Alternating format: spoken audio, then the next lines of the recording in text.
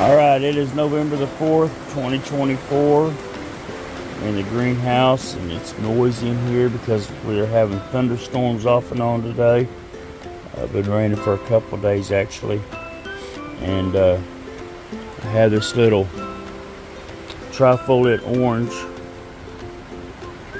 that I've had in the greenhouse for a little bit, and I'm going to be grafting this little Ponkan Mandarin onto here, and wherever I can do it the best. I think I'm going to attempt to do, maybe I'll see if I can do a side veneer graft. I haven't really used that method, and if I do it on this side, maybe it'll go ahead and straighten on up and grow like this eventually. So Ponkan Mandarin. And then I've also got a another little root, a little cutting, trifoliate cutting that is just started rooting, and I'm going to let's see, probably graft one of these two little scions onto it. These are also Ponkan Mandarin. So I've got these over here staying moist in this vermiculite in my Dutch bucket system, a little trickle of water there. So let's see if I can do this. I don't have a stand for this phone, and so I may have to set it down from time to time. I've got my grafting tape ready here. Brand new knife. I like using these little knives for this stuff. So let's see if we can do this. First, I'm gonna follow something I've seen online, and rather than normally I would chop off the top and do like a cleft graft here, I'm going to do a veneer graft. In the process, I'm going to bend this over so that we still have these leaves until the graft is joined. These leaves feed in the plant, and but it lets the scion be the dominant, have the apical dominance. If I bend this over, I'll tie it somehow or another and have my graft be the dominant top of the little plant here. So let me get going, and I'll show you what I'm doing here in a minute. Okay, so I got a little zip tie, kind of tie that back. I've made my cut there that I'll be inserting my scion into, and I cut on one side of the scion a long kind of a tapering chisel point, and also cut a shorter one on the other side. Now this long point will go against the root stock, like so. I may have to let up on that. Zip tie a little bit here in a minute, and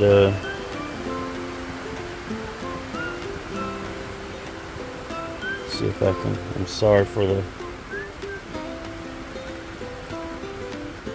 video here. Camera action, it's not the best, but that's going to match up pretty good. And I'm going to tie that all together with buddy tape, and I'll show you that here in just a minute.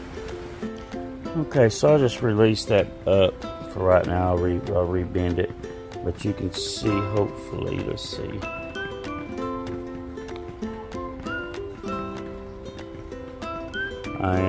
I got a little bit of buddy tape on there just to kind of hold it. When you're dealing with a graft this small, for me anyway, it's kind of tedious. You got to really hold it in place while you're wrapping it, so you've got to have both hands free. And I'll come back and wrap it up tighter, do a little more to it. Got a get that to push over a little bit more. But anyways, I'll get it all finished up and we'll be back. So there she is, and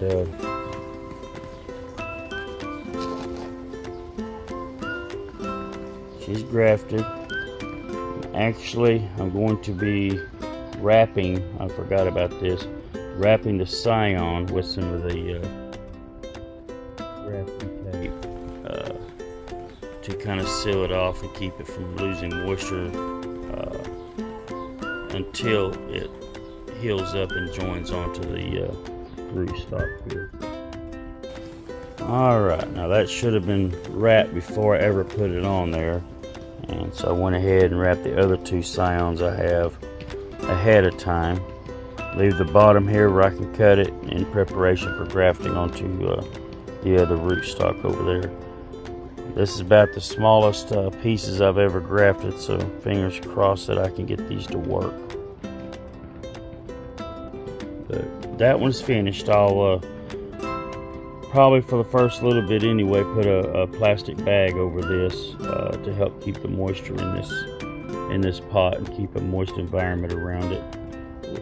Ponkan Mandarin here in about another, I don't know, I'll probably give it 4 to 6 weeks and hopefully see some buds pushing and be able to, when I see growth on this, then I'll come back and cut off this part, and this tree will then become Ponkan Mandarin from here up.